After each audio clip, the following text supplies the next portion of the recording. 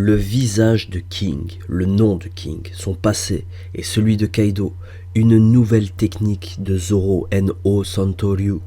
Quel chapitre de malade, peut-être le meilleur chapitre de tout 2021 pour One Piece. C'est votre très cher One Piece Belgium, j'espère que vous allez bien, n'hésitez pas à liker la vidéo, à vous abonner et avant de commencer la review, cette vidéo est sponsorisée. Cette vidéo est sponsorisée par NordVPN, j'ai toujours voulu dire ça. Grâce à NordVPN, vous pouvez naviguer sur internet en toute sécurité. Mais surtout, ce qui m'intéresse et ce qui va vous intéresser, c'est que grâce à NordVPN, vous pouvez sauter les barrières géographiques.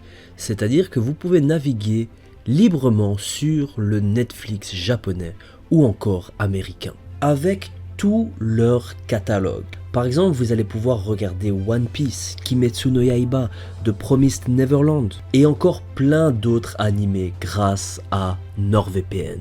De plus, vous pouvez installer une petite extension sur Google Chrome qui s'appelle Substital et vous aurez les sous-titres en français. Si ça c'est pas merveilleux, alors si vous aussi vous voulez naviguer librement sur internet comme le fit dans le Nouveau Monde, rendez-vous sur nordvpn.com/opb. Si vous cliquez sur le lien et il sera dans la description, vous obtiendrez un abonnement de 2 ans et un cadeau bonus. Et bien sûr, bien entendu, tout cela avec une énorme réduction. C'est sans risque car NordVPN s'est satisfait ou remboursé pendant les 30 premiers jours. En tout cas, je voulais dire un grand merci à NordVPN d'être le premier partenariat de ma chaîne. Ça me fait grave plaisir.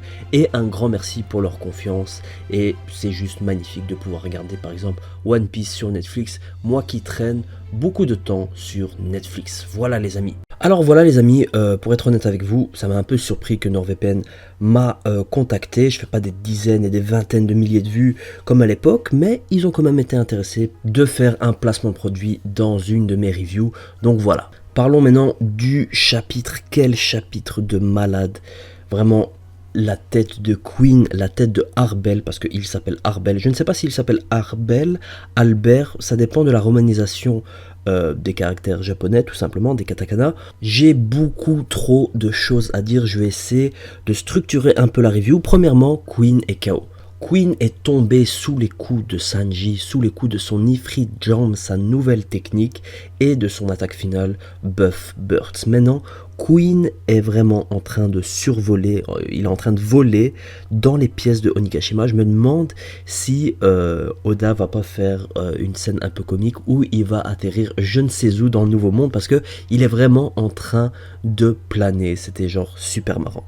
Ensuite, nous avons le combat Zoro versus King avec à la fin la défaite de King. Et oui, c'est inévitable étant donné que Sanji a battu Queen lors de son chapitre intitulé Sanji versus Queen. King va tomber sous les lames de Zoro étant donné que ce chapitre s'intitule Zoro versus King.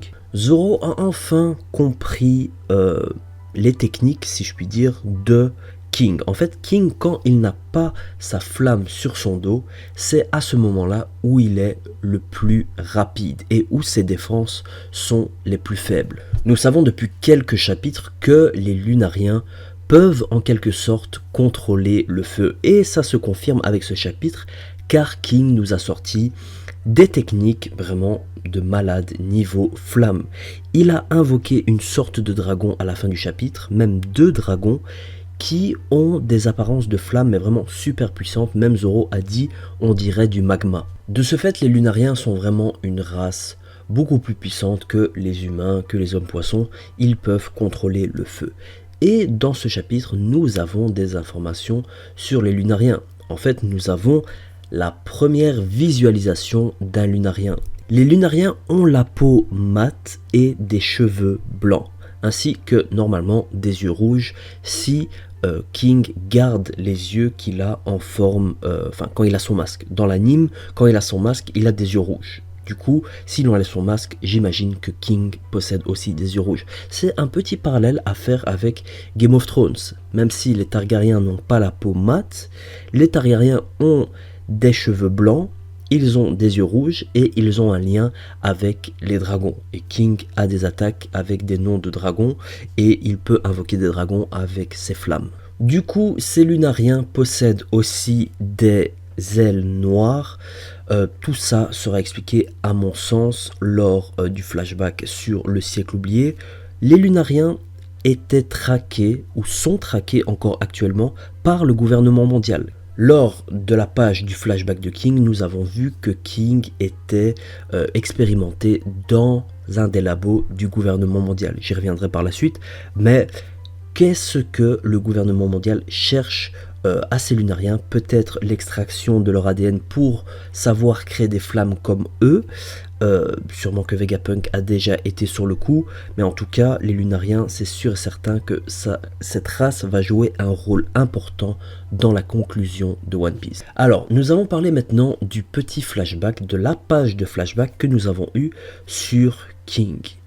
On a vu tout simplement comment Kaido et King se sont rencontrés. Et c'est une scène qui m'a un peu rappelé la première rencontre entre Rayleigh et Roger, ou encore la première rencontre entre Luffy et Zoro. Tout simplement, Luffy a libéré Zoro, Kaido a libéré aussi King, qui s'appelle en fait Arbel. Je veux l'appeler Arbel, ça va être plus simple. Mais qu'est-ce que Kaido faisait dans ce laboratoire d'expérimentation du gouvernement mondial? D'ailleurs, je vais vous apprendre peut-être un truc, mais ce laboratoire, c'est en fait Punk Hazard. Parce que quand on regarde l'une des machines de ce flashback, nous pouvons voir le fameux PH006. Et c'est un bâtiment, une salle, qu'on a déjà vu à Punk Hazard. Et le PH se réfère bien évidemment à Punk Hazard. Je pense tout simplement qu'il y a 38 ans, lors de l'incident de God Valley, Kaido s'est fait capturer par le gouvernement mondial, où il y a peut-être eu une histoire de trahison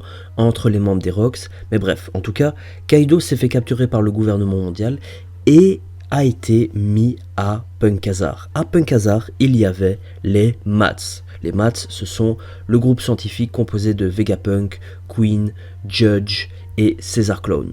C'est à cette époque-là que Vegapunk a fait ses expérimentations sur le facteur génétique de Kaido et a pu créer un faux fruit du démon grâce au fruit du démon de Kaido et grâce à son facteur génétique. Ça a été confirmé, c'est pas une théorie, par l'agent du CP0, je pense dans le scan entre 1005 et 1010, je pense qu'il avait confirmé que le faux fruit du démon de Momonosuke, c'est bien une expérimentation entre guillemets ratée de Vegapunk sur le fruit du démon de Kaido.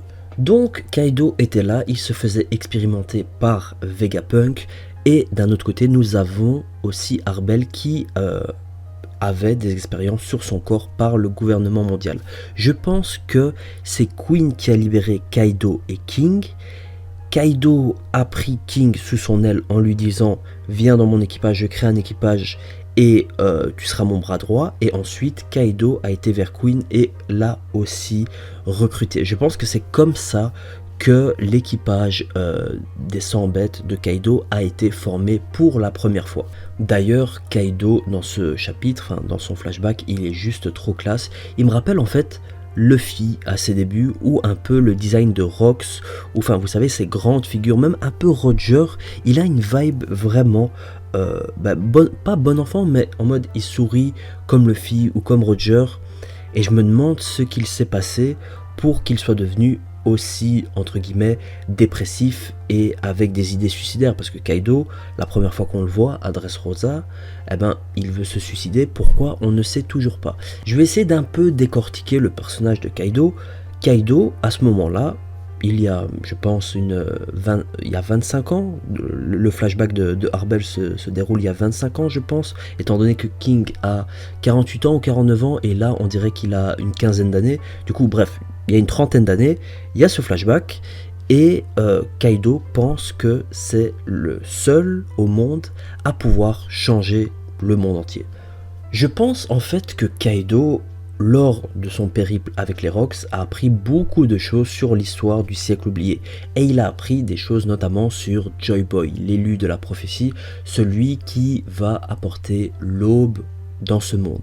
Et il pensait en fait que Kaido pensait qu'il était Joy Boy. Et c'est pour ça que Kaido a dit à Luffy « Toi non plus, tu ne peux pas devenir Joy Boy ».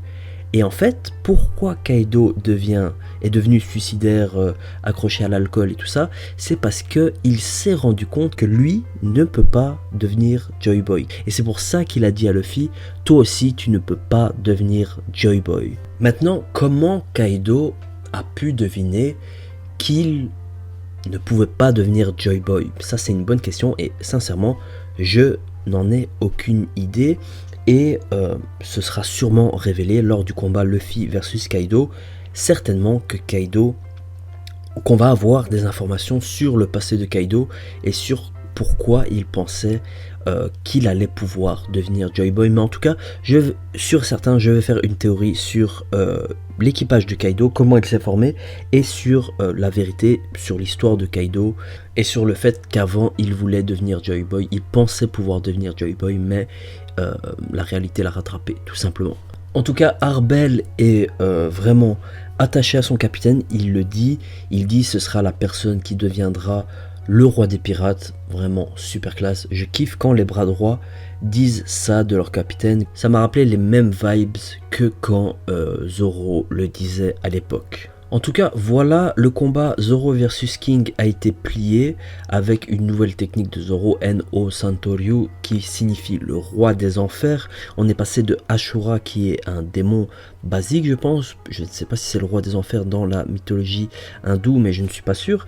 Bref, il est passé de Ashura au roi des enfers, comme son sabre Enma, qui signifie aussi le roi des enfers. Vraiment, j'aime la symbolique démoniaque qui entoure Sanji et Zoro, et le No Santoryu, c'est vraiment la cerise sur le gâteau, quoi. On a Zoro qui sort une nouvelle technique du roi des enfers avec ses sabres complètement imprégnés de haki des rois. Enfin, c'était vraiment juste trop classe. Petit bémol dans le chapitre, on n'a pas eu de confirmation que King possède le haki des rois. Franchement, c'est dommage, étant donné que dans le chapitre passé, je pense, ou il y a 2-3 chapitres, il disait que, apparemment, toi aussi, tu as le haki des rois. Je pensais qu'on allait avoir une double page de confrontation entre utilisateurs du haki des rois, mais on l'a pas eu. Bref, c'est dommage. Les combats qu'il reste dans Onigashima, ils sont pas très nombreux, mais ils sont quand même très intéressants. Nous avons Kaido versus Luffy, bien sûr, la base, Big Mom versus Kid et Law, Fukurokuju versus Raizo, Orochi versus Iori, car Iori est dans la même pièce que Orochi, ça ne sent pas très bon pour Orochi, et le CP0 contre X Drake et Apu, et on aura sûrement aussi un combat avec les Numbers si il rentre en jeu. D'ailleurs, Kaido a pris les Numbers quand il était à Punk Hazard avec Arbel, mais bref, ça j'expliquerai tout ça dans une vidéo intitulée La vérité sur l'équipage de Kaido et sur l'histoire de Kaido. Franchement, j'ai hâte de faire cette vidéo.